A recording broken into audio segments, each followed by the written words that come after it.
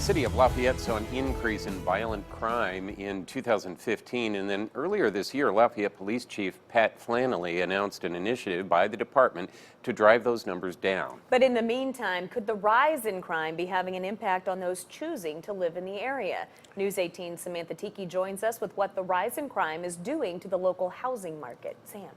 Jeff and Gina, I spoke with real estate agents and residents to see if they still felt neighborhoods were safe, even though crime had increased. With LPD reporting increases in violent crimes like aggravated assault and robberies, their responses might surprise you.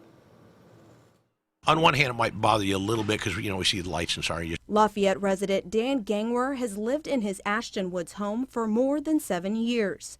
Even though it's less than a mile away from Claystone at the Crossing apartment complex, an area with a history of reported crimes, he says he feels safe. It doesn't seem to have too much of an impact here. It seems to be more isolated down in that area. In February, Lafayette police began an initiative to help lower crime, but RE/MAX Ability Plus managing broker Cheryl Butcher says the increase in criminal activity has not stunted the local housing market. Our average market time, I just looked, was 65 days, which is very low, and we've just never seen a market like this. Lafayette Police Lieutenant Brian Gossard says crime may be a factor in choosing where to live, but people shouldn't rule out living in a neighborhood with a high rate of reported crime. Statistically, if you're not doing drugs, selling drugs, or involved in that kind of activity, the likelihood of you being involved in a violent crime are basically zero. While the chances of becoming a victim are low, Butcher says some people aren't willing to take any chances